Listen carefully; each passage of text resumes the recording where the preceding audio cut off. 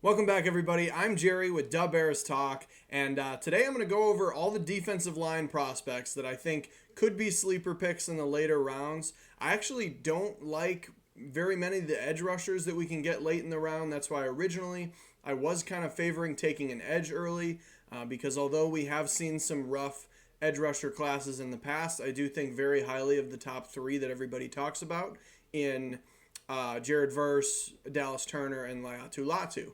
But with that being said, we did get some news today about from Ryan Poles in a press conference with Ian Cunningham, kind of about what's going on as far as the pick. We also found out about Caleb Williams being on a flight with Rome Odunze to go throw balls around with Keenan Allen and DJ Moore, which would even more point to Rome Odunze on the Bears. They were taking pictures together. Caleb tweeted about being excited that he was on the same flight to, I believe it was Detroit. So a lot of good stuff going on there as far as if you want Rome Odunze to the Bears. Now, most mock drafts that have Odunze to the Bears don't require them to trade up, which would be huge. It would be very nice if we could just get Odunze with the ninth pick without trading up.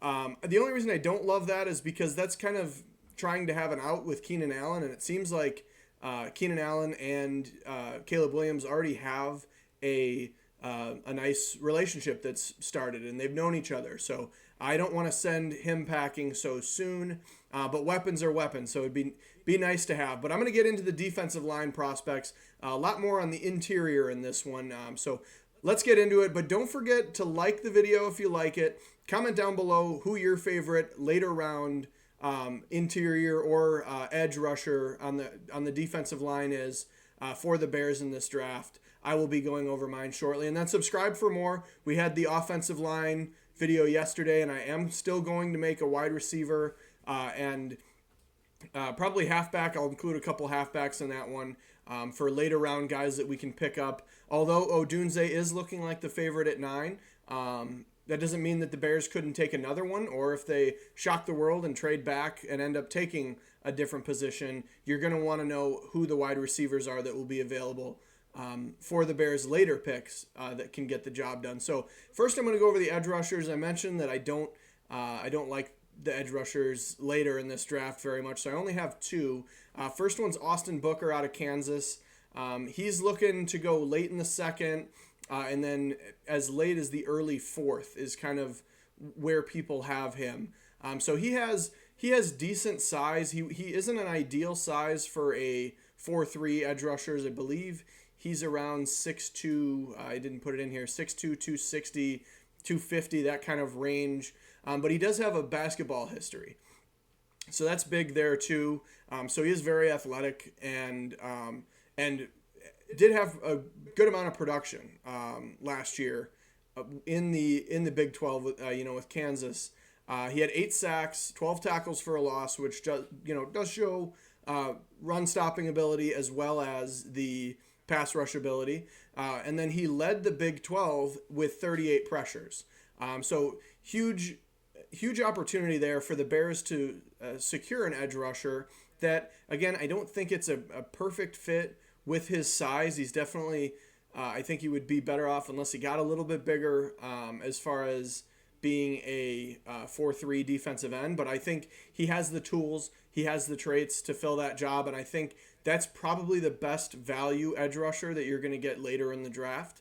And I really like Austin Booker out of Kansas for that reason. If we could get him in the 3rd round, I think that would be a fair option. I think I'd probably have some of these defensive line prospects, these interior guys that I was talking about, but that would also result in us sticking with DeMarcus Walker at the other edge rusher position, which I'm not super fond of. So I'd like to get one, but that might just have to be what it is. Next is Gabriel Murphy, edge out of UCLA. Now, I don't necessarily love him. He's just really the only other prospect that I would be okay with the Bears taking. He's probably looking to go in the 3rd or the 4th round. I think it would be a decent value pick if you were to take, an interior defensive lineman in the 3rd and then him in the 4th, or if you took like an offensive lineman to help. If you watched my video yesterday, if you took one of those in the 3rd and then you get Gabriel Murphy in the 4th, I wouldn't be mad about it. But he's also not not great, just size wise. So he is 6'2", 250. And then he did run a 4.6, 840, which is pretty fast. But when you have guys like Jared Verse running that fast and being one of the strongest defense, or actually one of the strongest players in general in this draft, you lose me a little bit there. I believe Gabriel Murphy's also a little older. I believe he's going to turn 24 this year. If not, he turned 23 very early on. So he's an older prospect, which you don't love to see either. The big benefit you have here is he did have 8 sacks this past season and 40 hurries, which is still very good. It's clear production. And I think the other positive is he had a 39.5-inch vertical. So as far as that initial jump, if he can improve that first step a lot, I think that does show power in that department, and I think it could help. But one of the biggest knocks too is his very short arms. His arms are only about 30-inch arms, which is very low, and had some problems in college with using his hands properly to get around the edge and make plays. I also, not a whole lot of run defense from Gabriel Murphy too. So another problem there. Again, I don't think that this would be a great pick, but those are really the only 2 edge prospects that I really liked for the Bears. With the Bears situation, and as far as upgrading, I'd almost rather I think there is talent in this draft as far as interior defensive line and the offensive line position. Honestly, even as well as wide receiver. So I think with all those being there, that kind of pushes edge aside with how much I like some of the prospects. So moving on to the interior defensive line, Dwayne Carter out of Duke is one of my favorites. I think the only reason we might not get him is there's a lot of mocks having him go in the second round, and if we're taking Rome Odunze at the 9 pick, I don't see any good reason to trade into the second round unless one of your big names at the top of your board is falling into the second. Then maybe you try to package some of our extra picks we have next year to do that. But I don't love having trading up. I wouldn't do. I would be very happy with just getting him with our 3rd round pick. I think the biggest problem that he's had is he had very poor sack production last year. He just wasn't able to get it done. He had multiple issues, similar to Gabriel Murphy, different position, but with just using his hands and being able to get pressure that way. And as far as pass rush moves go, he doesn't really have a very large group of pass rush moves in his pocket. So typically relies on the bull rush. He is strong, and he is one of the few true 3 techniques that's played that position and had some success. He did not have good production last year, so that really steers you away.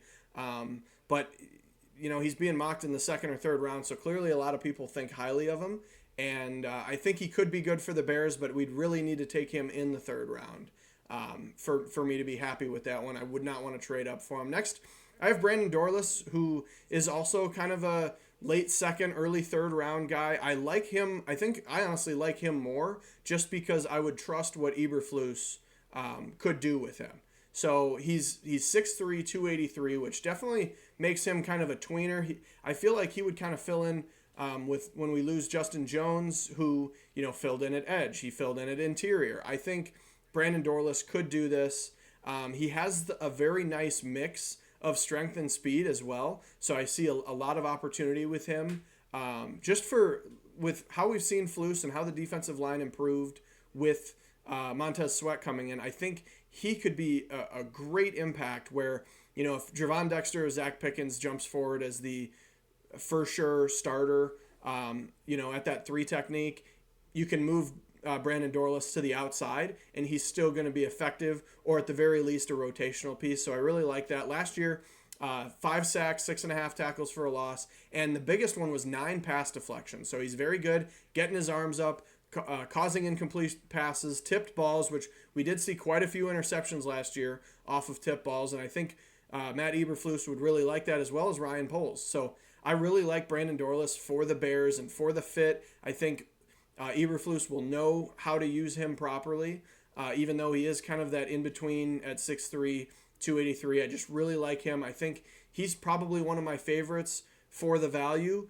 right next to Michael Hall Jr., who's the next one, who actually is fairly similar in size, 6'2", 280. He's a lot younger. I think he's the youngest prospect that I have here. He's still 20 years old. He'll turn 21 mid-season. He did only have 2 sacks and 2 hurries last year, but he's coming from the interior of the defensive line, so you're naturally not going to have as much success there. But he has shown the ability to make plays in as far as pass rush goes and in the run. It's just he has a really bad problem with processing the game slowly, and also has a little bit of an issue, kind of like we talked about with Dwayne Carter, with his hands.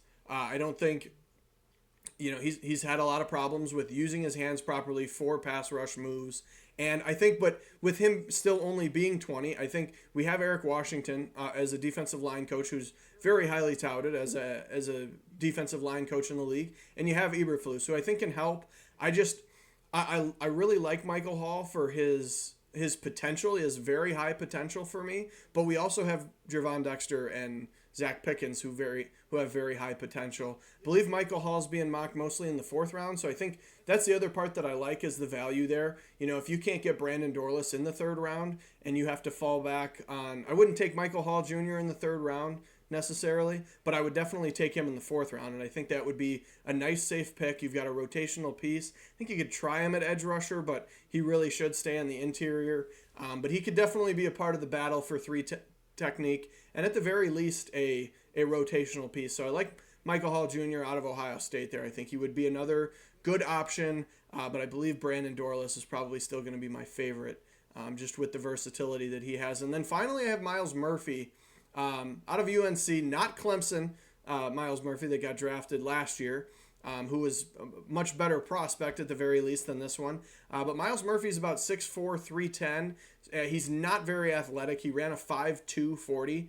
So he's not going to be your speed guy. This would really be to be a potential Andrew Billings replacement.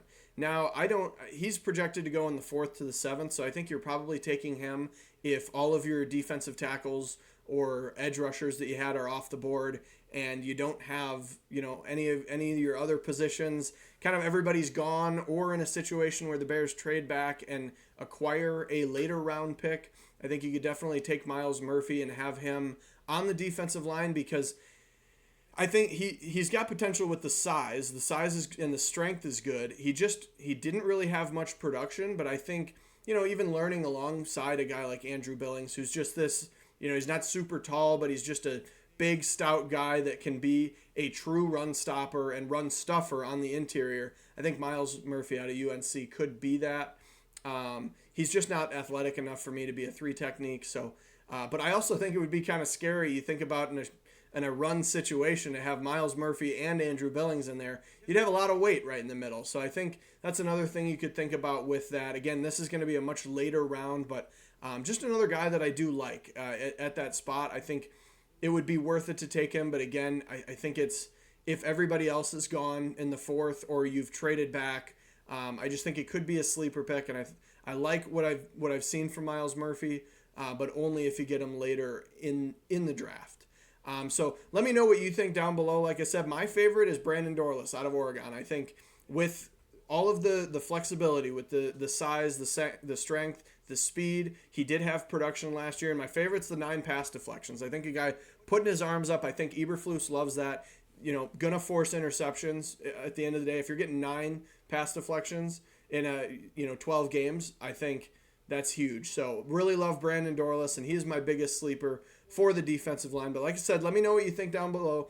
Like the video if you liked it. Subscribe for more. We got a wide receiver video coming out. Wide receivers will include a few running backs in the later rounds, the sleepers that I have for there, as well as we're going to have a grade video. We're going to grade the Bears draft after it is all said and done. Might have little quick reaction videos to whoever they may pick.